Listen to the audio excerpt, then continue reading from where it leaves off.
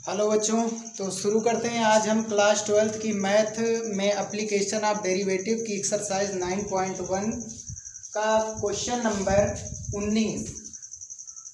तो ये एक्सरसाइज 9.1 का पार्ट 3 है और आज इस पार्ट में हम पूरी की पूरी एक्सरसाइज 9.1 को समाप्त करने वाले हैं। ठीक है, पहला क्वेश्चन इसका 19 नंबर जो कि है, कह रहा रेत 12 सेमी क्यूब प्रति सेकंड की दर से एक नली से धार के रूप में गिर रहा है।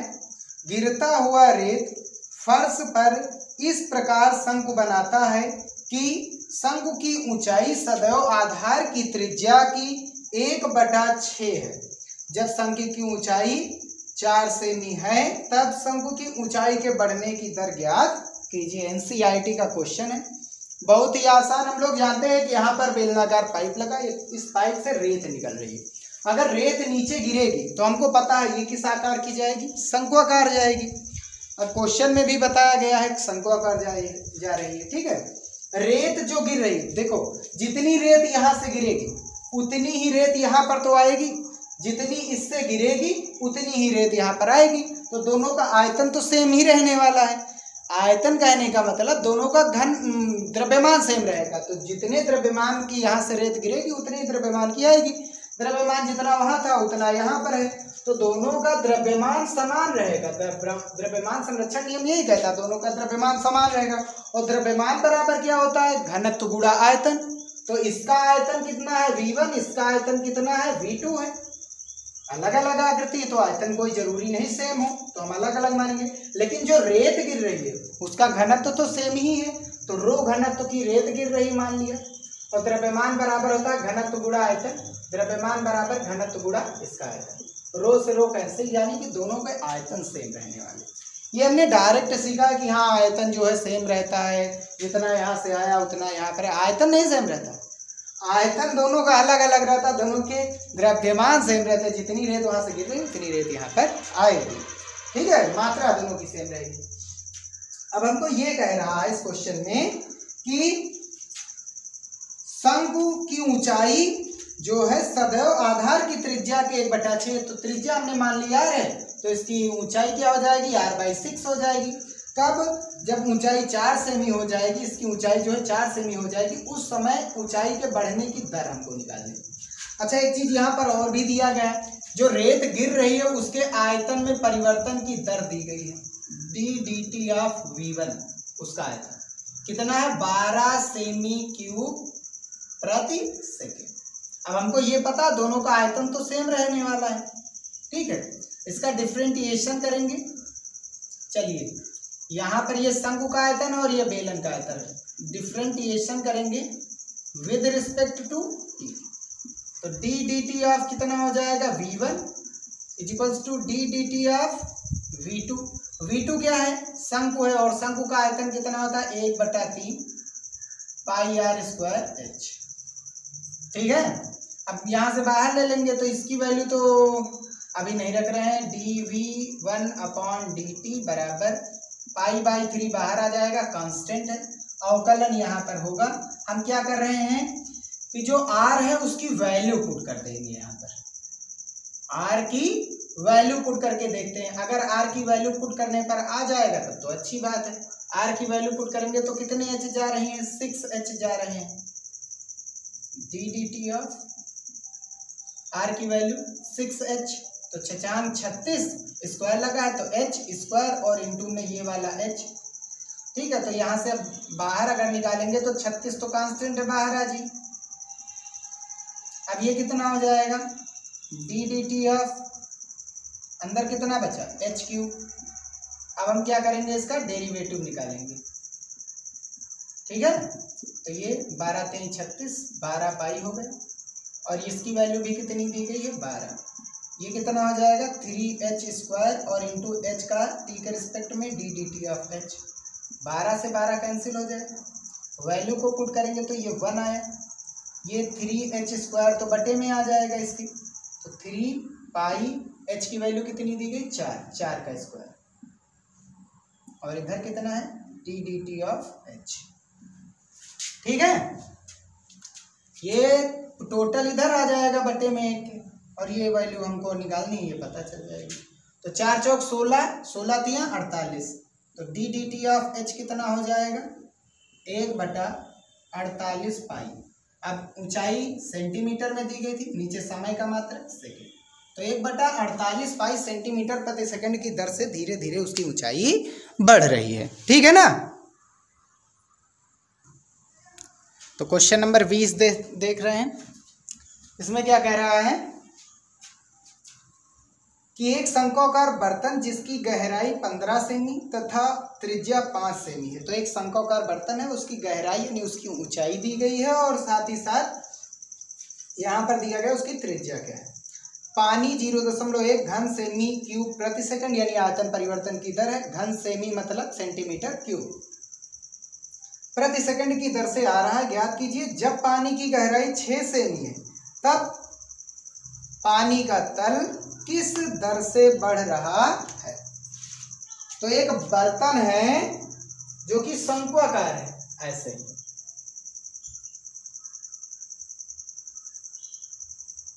ये शंक्वाकार बर्तन। अब ये हो गई इसकी त्रिज्या r और ये हो गई इसकी ऊंचाई कैपिटल H, क्योंकि 2 ऊंचाइयां दी गई। ठीक है। अब आयतन दिया गया, आयतन परिवर्तन की दर D D T of v कितना दिया गया है 0.1 सेमी क्यूब घन सेमी प्रति सेकेंड। r दिया गया है हमको, h दी गई है, गहराई कितनी है बर्तन की कैपिटल H है 15 सेंटीमीटर। त्रिज्या कितनी दी गई है, त्रिज्या दी गई है 5 सेंटीमीटर। आगे क्या कह रहा है, जब पानी की गहराई, जो पानी है इसमें क्या भरा हुआ है पानी भरा जा रहा है।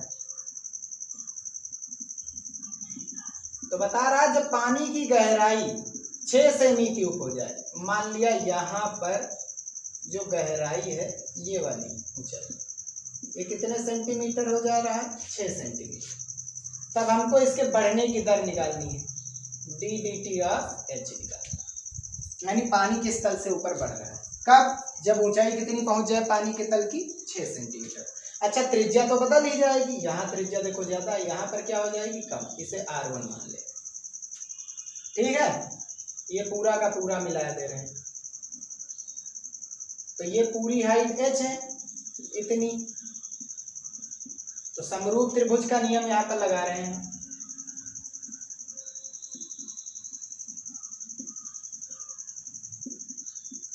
ये दोनों समरूप त्रिभुज तो ही है, इसका लंब इसके लंब के बराबर है और ये कोण सभी में कॉमन है। देखो ये वाला त्रिभुज हम लेंगे तो ये भी 90 अंश का, ये भी 90 अंश का, और ये वाला कोण तो दोनों में कॉमन है, बड़े वाले में भी आ रहा है अर्धशीर्ष छोटे वाले में भी आ रहा है। तो समरूप त्रिभुज तो वही है, दो कोण बराबर त्रिभुज समरूप। क्या होगा, इसकी बड़े वाले त्रिभुज की ऊंचाई कितनी है h बटे छोटे वाले त्रिभुज की ऊंचाई कितनी है h, बराबर होना चाहिए। बड़े वाले त्रिभुज का आधार कितना है r, छोटे वाले त्रिभुज का आधार कितना है r1। हमको r1 चाहिए तो h कितना दिया गया है, h देखो 15 दिया गया है, 15 रख देंगे। स्मॉल h कितना दिया गया है 6, r की ये वाली त्रिज्या कितनी दी गई 5 और नीचे r1 हमको निकाला, तो 5 3 15 3 1 3 3 दूनी 6, इसको इधर ले जाओ इसको इधर, r1 कितना आ गया 2 सेंटीमीटर। ठीक है, r1 कितना आ गया 2 सेंटीमीटर क्यूब। अब हम क्या करेंगे, अगर हम इसकी तुलना कराने, किसकी तुलना r1 की, किससे कराए हैं h से कराए। अब यहाँ तक ही हम आयतन निकाल रहे हैं, इस भर के आयतन, शंक्वाकार ये भी है छोटा वाला, 1/3 पाई r स्क्वायर छोड़ना ही है। ठीक है, यहाँ की त्रिज्या कितनी है r1 है, ऊंचाई कितनी है h है। ठीक है, अगर हम यहाँ से वैल्यूज को पुट करें, यानी r1 जो है देखो r1 कितने बराबर है 2, हम इसका भाग करा रहे हैं h से, और h कितने के बराबर है, देखो ऊपर r1 2, यानी r1 बटा h निकालना चाह रहे हैं, तो r1 2 है, h कितना है 6, 2 1 2 2 3 6, h को ऊपर ले जाओ, r1 की वैल्यू कितनी हो गई h/3, ये वैल्यू उठा करके हम यहाँ पर डालेंगे, एक ही फॉर्म में ले आओ, अभी यही कर रहे हैं। तो 1/3 पाई r1 का स्क्वायर करेंगे तो ये h स्क्वायर के बटे में 3 तरह की 9 गुणा h हो जाएगा। हल करने पर पाई के बटे में 9 3 27 और ये हो गया h क्यूब, किसकी वैल्यू आ गई v। अब हम डिफरेंटिएशन कर देंगे विद रिस्पेक्ट टू डी।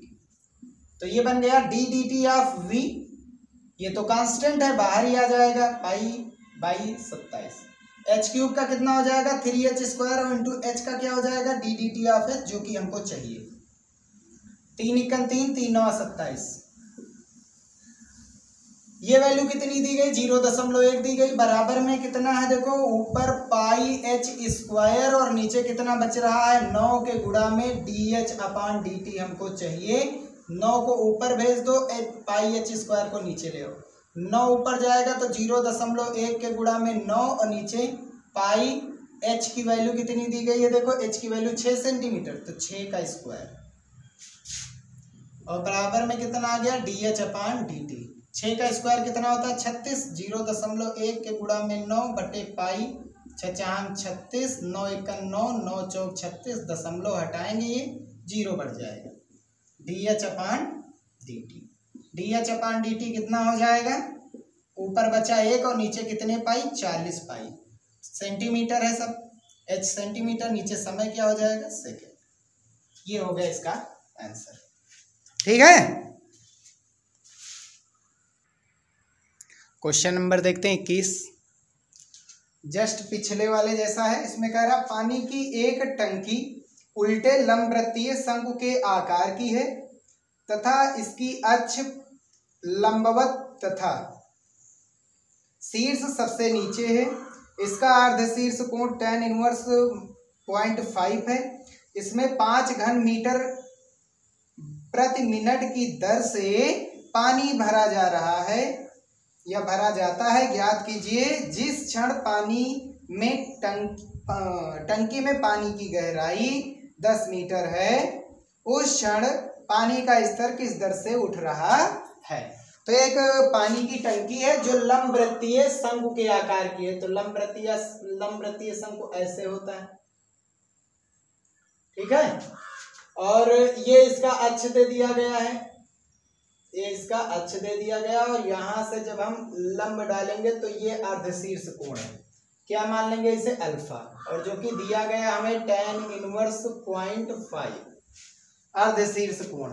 ये शीर्ष है ना शंकु का, आधा लेना अर्धशीर्ष कोण हो जाएगा। हमको निकालना क्या है पानी, इसमें कह रहा 5 घन मीटर, 5 घन मीटर, घन मीटर मतलब मीटर क्यूब, घन मतलब 3 और मीटर, तो 5 मीटर क्यूब प्रति मिनट की दर से पानी भरा जा रहा है। तो आयतन परिवर्तन की दर दे दिया गया d D T of v 5 metre cube घन मीटर यानी मीटर क्यूब प्रति मिनट के रूप में दिया गया, यानी 5 मीटर क्यूब प्रति मिनट की दर से जो है पानी भरा जा रहा है, ठीक है। ज्ञात क्या करना है, जिस क्षण पानी टंकी में पानी की गहराई, जब पानी भरेंगे तो इस पानी की जो गहराई है वो 10 मीटर जब हो जाए, कितने मीटर हो जाए 10 मीटर, मान लिया यहाँ पहुंचकर जो गहराई थी इसकी h, ये h कितना हो गई 10 मीटर हो गई। तो इस बिंदु पर गहराई पानी की कितनी हो गई 10 मीटर हो गई, और यहाँ पर इसकी त्रिज्या क्या हो जाएगी, मान लिया r हो जाएगी। वो r कैपिटल R मान लो, इसकी त्रिज्या पूरी की पूरी कैपिटल H मान लो, उसका कोई यूज नहीं होने वाला है, इतने में ही अभी आंसर आ जाएगा, ठीक है। ये पूरा हमको पता है कितने अंश का कोण होता है लंब, ठीक है 90 अंश का होता है ना।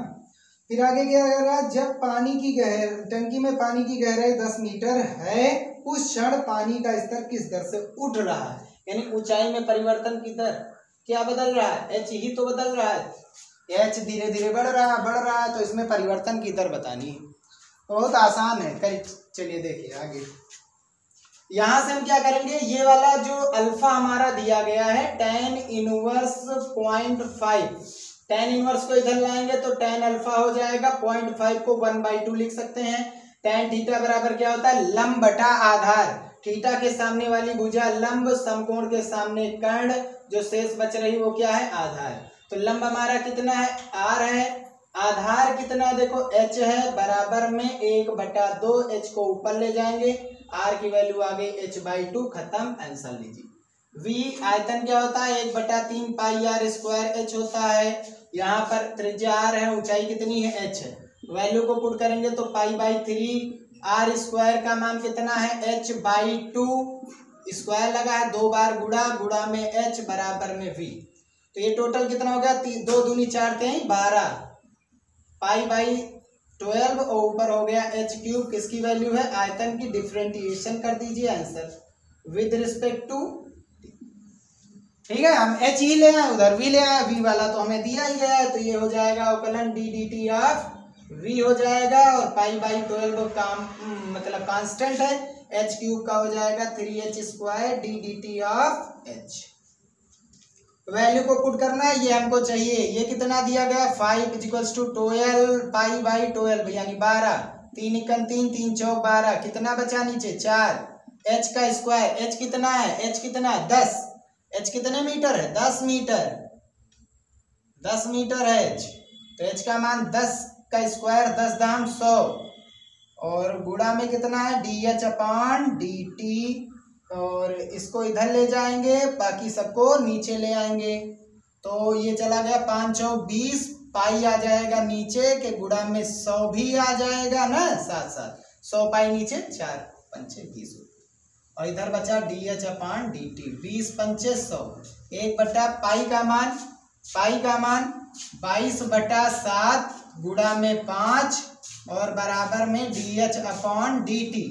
7 ऊपर चला जाएगा बट्टे में, ये कितना आ गया 22 पंचे 110, 22 पंचे 110 किसकी वैल्यू है dh/dt की वैल्यू। अब इसका मात्रक लिखना है, तो ये हो जाएगा dh/dt कितना आया है 7/110 सेंटीमीटर नहीं मीटर है, मीटर प्रति मिनट, मीटर प्रति मिनट, ये हो जाएगा इसका आंसर। ठीक है 7/110, 21 नंबर में 7/110 मीटर प्रति मिनट, यही इसका आंसर हो गया। तो क्वेश्चन नंबर 22 देखते हैं। इसमें वेग और त्वरण की बात कर रहा है। तो कह रहा है एक कण जो है एक सीधी रेखा में गतिमान है, ठीक है, एक स्थानांतरीय गति कर रहा है। t सेकंड बाद रेखा में दिए गए बिंदु से इसकी दूरी, एक रेखा बिंदु से इसकी दूरी कितनी हो जाती है t समय बाद, s बराबर t³/3 - t²/2 - 6t + 5 द्वारा प्रदत्त है, यानी निर्धारित है।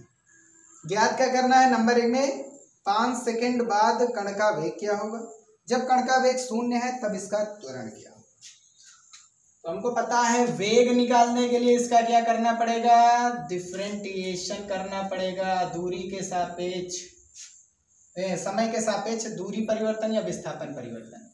तो d/dt ऑफ s = ये कितना हो जाएगा, हर एक टर्म का अलग अलग, 3t²/3 है, -2 आगे आ जाएगा 2t और इंटू t का 1 हो जाएगा, कोई मतलब नहीं, 2t/2 माइनस का 6t का t के रिस्पेक्ट में 1, 5 का हो जाएगा 0। ये क्या है हमारा, ये क्या है, ये है वेग, ऊपर बेस दूरी है, नीचे समय है, वेग है। = 3 से 3 कैंसिल, 2 से 2 कैंसिल। वेग हमको कहाँ पर निकालना है, t बराबर 5 सेकेंड पर, ठीक है। तो 5 का स्क्वायर -5 -6 25 11 घटाएंगे कितना बचा 14 मीटर प्रति सेकेंड। देखो ये मीटर में दी गई है, ठीक है, और समय किस में दिया गया, सेकेंड। ये पहले का आंसर हो गया। दूसरे का आंसर हमको निकालने के लिए क्या करना पड़ेगा, जो हमारा वेग है वो हमको दे दिया गया क्या है, 0 है, वेग हमारा 0 है। तो ये वाला वेग, ये पूरा पोर्शन ये किसके इक्वल होगा, 0।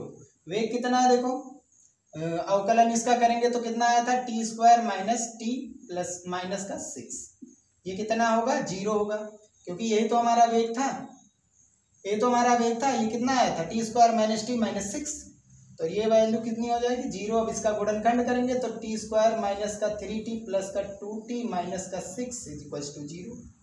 6 का फैक्टर निकालेंगे, जोड़े घटाने पर 1 आवे, तो 3 दूनी 6, 3 में से 2 घटाएंगे तो फिर आ जाएगा ये। तो t कामन लेकर के t - 3 करेंगे, 2 कामन लेकर के अंदर करेंगे, t - 3 = 0। कामन दोनों में लेंगे, t - 3 क्या बचा आगे, t + 2। अब यहाँ से t की वैल्यू आ जाएगी 3 सेकेंड। ये वैल्यू अमान्य हो जाएगी, क्यों, t की वैल्यू यहाँ माइनस की में आने लगेगी, माइनस लेनी नहीं, तो t बराबर 3 सेकेंड पर जो वेग है कण का वो कितना हो रहा है, 0 हो रहा है। आई बात समझ में। तो वेग हमारा T square minus T minus 6 0 कब हो रहा है, इतने समय पर। अब इसका फिर से डेरिवेटिव निकालेंगे तो वेग परिवर्तन की दर क्या हो जाएगी, त्वरण हो जाएगी। अगेन डिफरेंटिएशन करेंगे विद रिस्पेक्ट टू टी। तो वेग परिवर्तन की दर यानी समय के सापेक्ष वेग परिवर्तन, ये त्वरण होता है, त्वरण हो गया। टी स्क्वायर का 2t हो जाएगा और ये माइनस का 1। त्वरण कितने समय पर निकालना है, जब वेग 0 था। 0 यानी कितने समय पर वेग 0 हुआ था, जब t बराबर 3 सेकेंड है। तो t की वैल्यू कितनी रखनी, t बराबर 3 सेकेंड, ठीक है। माइनस का 3 दूनी 6 में से 1 घटाएंगे तो कितना बचा, 5। वेग त्वरण का मात्रक मीटर प्रति सेकेंड स्क्वायर। ये सेकेंड वाले का हो गया आंसर, ठीक है। क्वेश्चन नंबर 23 देखते हैं। इसमें कह रहा है एक कण वक्र y = 2/3x³ + 1 के अनुसार गतिमान है। वक्र पर उन बिंदुओं को ज्ञात कीजिए जहां y निर्देशांक में परिवर्तन की दर x निर्देशांक में परिवर्तन की दर के दोगुनी है।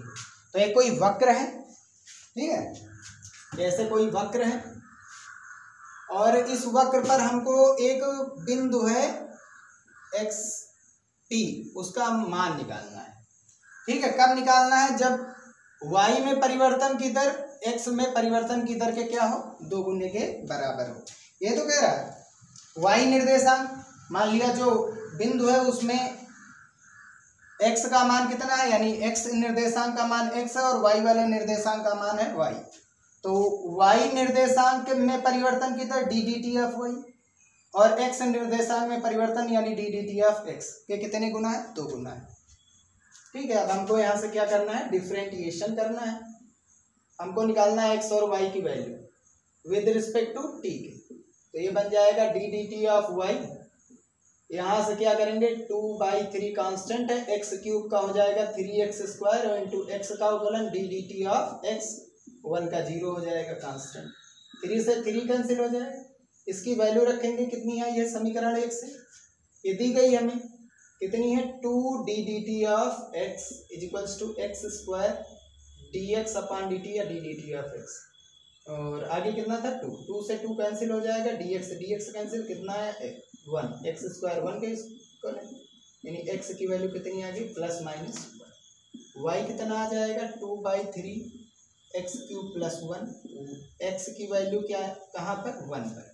जब x का मान 1 हो तो y कितना हो जाएगा, तो 2/3, ये आ गया 1 का क्यूब प्लस का 1, तो ये आ जाएगा 2, 3 एकम 3, ये 2 1 का क्यूब 1 ही आएगा, तो 2 एकम 2, 3 एकम 3 और 2 5, 5/में कितना हो गया 3। तो पहला बिंदु मिल गया हमें x, y, जो कि p के निर्देशांक मान लिया गया, जिसमें x कितना है 1 और y उसमें कितना आया है 5/3। दूसरा, जब x का मान -1 हो तब y कितना हो जाएगा, हल करने पर तो 2/3, -1 का क्यूब क्या हो जाएगा, -1, आगे +1 है, हल करने पर ये -2/3 + 1, 3 एकम 3 प्लस का 2 माइनस का कितना बचा, 1/3, यानी इस जगह पर x, y कितना हो जाएगा, जब x का मान -1 लिया गया तो y कितना आया 1/3। तो या तो बिंदु आएगा 1, 5/3 या तो -1, 1/3। ये बन जाएगा इसका आंसर। आगे का क्वेश्चन देख लेते हैं, 2 क्वेश्चन ही बचे हैं, चलिए देख लेते हैं वो भी। क्वेश्चन नंबर 23 है कि किसी वस्तु की x इकाई उत्पादित होने पर इससे संबद्ध कुल लागत cx रुपयों में निम्न प्रकार से दी गई। cx = 0.007x³ minus 0.003x² plus का 15x प्लस का 4000 यानी कि 4000। अब हमको x = यानी उत्पादित वस्तु का जब 17 इकाई हो तो हमको सीमांत लाभ निकालना है। हमने बताया था सीमांत लाभ क्या होता है, तो किसी भी उत्पादित वस्तु के सापेक्ष हमारी जो लागत आई है उसका परिवर्तन, ये कहलाता है सीमांत लाभ। हमने बताया था सीमांत लाभ हो चाहे हो सीमांत आय, दोनों के लिए हम उत्पादित वस्तु के सापेक्ष अवकलन कराते हैं, चाहे वो लागत के लिए हो और चाहे वो उत्पाद, कुछ भी, ठीक है, चाहे लागत हो और चाहे वो आय के रूप में हो, दोनों के लिए। तो सीमांत आय का मतलब क्या होता है? सीमांत आय का मतलब, सीमांत लाभ या सीमांत आय, उत्पादित वस्तु के सापेक्ष, यानी उत्पादित वस्तु क्या है? एक्स के सापेक्ष लागत में अवकलन। तो dx of cx, dx of cx, ये होता है, बताया गया था इसका फार्मूला भी पहले वीडियो में। चलिए, सीमांत लाभ को प्रॉफिट से हम लिख रहे हैं, ठीक है,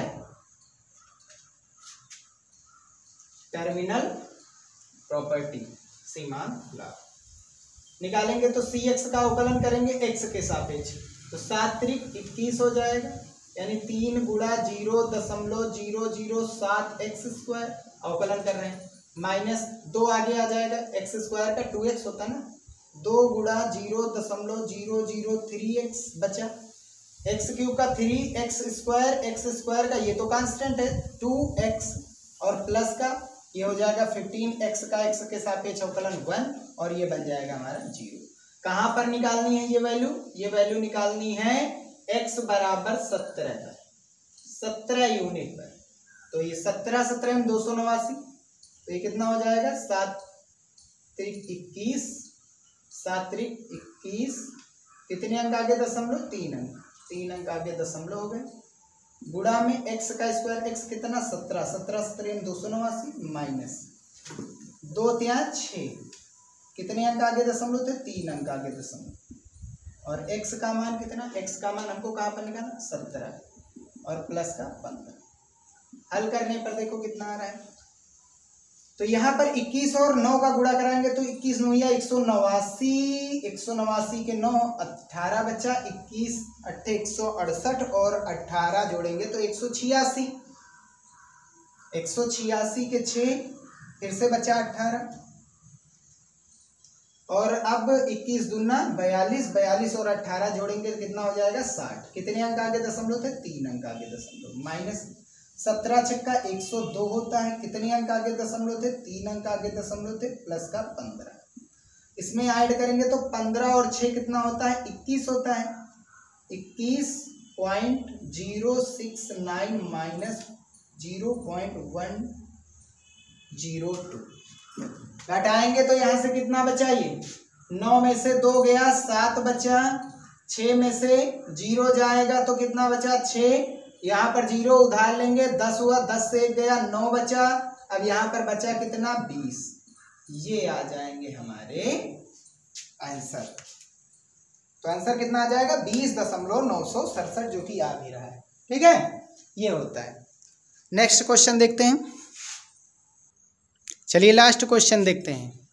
हमें दिया गया है क्वेश्चन नंबर 25, किसी उत्पादन की x इकाई बेचने पर, तो मान लिया कोई दवा उत्पादित हुई है, उसमें कुछ दवा बेची जाती है, उसका मान कितना है? x यूनिट, ठीक है, कितने रुपए हमको मिलते हैं? rx, यानी आय दिया गया x के पदों में 13x square plus 26x plus 15 हमको x के रूप में यानी वेरिएबल्स के रूप में दिया गया, ठीक है। बताना क्या है? x बराबर 7 पर सीमांत आय का मान ज्ञात कीजिए। तो सीमांत आय क्या होती है कि उत्पादित की गई वस्तु, उत्पादित नहीं, जो उत्पादित करके बेची गई है वस्तु, उत्पादित करके बेची गई है वस्तु, उनके सापेक्ष जो आय हमें मिली है, रुपए मिले हैं, उसमें परिवर्तन। कहने का मतलब सीमांत लाभ अलग हुआ, सीमांत आय अलग हुई। लाभ मतलब हुआ कि रुपए कितने लगाए हैं, उससे कितना उत्पादन हुआ, बेचने पर हमको उसमें प्रॉफिट कितना हुआ, वो सीमांत आय है, कितना नफा हमारा है। आय मतलब इतना हम उत्पादित किए, मतलब कुछ उत्पादित किया और इतना बेचे हैं उसका, और जिसमें इसकी जो आय है, टोटल के टोटल जो रुपए मिले वो ये है, वहाँ लाभ मिले थे, यहाँ टोटल की टोटल आय मिली है, वो लाभ बता रहा था, और ये टोटल की टोटल आय बता रही है कि कितने रुपए आए हैं, ठीक है, टोटल आए हैं, और उसमें कितना प्रॉफिट हुआ, वो हुआ हमारा सीमांत लाभ, और ये हुआ सीमांत आय। ठीक है, तो बिक्री की गई वस्तु के सापेक्ष यानी एक्स के सापेक्ष आय में परिवर्तन, आय कितनी, आय निकालेंगे तो क्या हो जाएगा, इसका अवकलन करेंगे तो 2 आगे आ जाएगा, तो 13 दूना 26x प्लस, और ये हो जाएगा 26x का 1 और 15 0 बन जाएगा। हमको सीमांत आय कहाँ पर निकालनी है, सीमांत आय निकालनी है, सीमांत आय जो है, सीमांत आय निकालनी है x बराबर 7 पर, तो 26 गुणा 7 प्लस 26, 7 छंग 42 के 2, 7 दूनी 14 और 4 18 और प्लस का 26, जोड़ने पर कितना हो जाएगा 8 और ये हो जाएगा 20, 18 2 20 रुपए इतने, मतलब टोटल हमारे बेचने पर x यूनिट बेची जाती है, उससे हमको आय टोटल इसमें मिलती है। जब x वो होता है यानी हर एक का मूल्य जो दवा थी वो 7 रुपए में यदि बेची गई तो हमको उससे मतलब रुपए कितने मिले हैं, टोटल के टोटल वो हुआ 208। ठीक है, ये हमारा खत्म हुआ एक्सरसाइज 9.1 जो है अवकलज के अनुप्रयोग। अब हम नेक्स्ट एक्सरसाइज जो कि है हमारी वर्धमान तथा ह्रासमान यानी इंक्रीजिंग एंड डिक्रीजिंग फंक्शन क्या होते हैं उसके बारे में हम देखेंगे। तो यहीं पर यह वीडियो समाप्त होता है। ठीक है।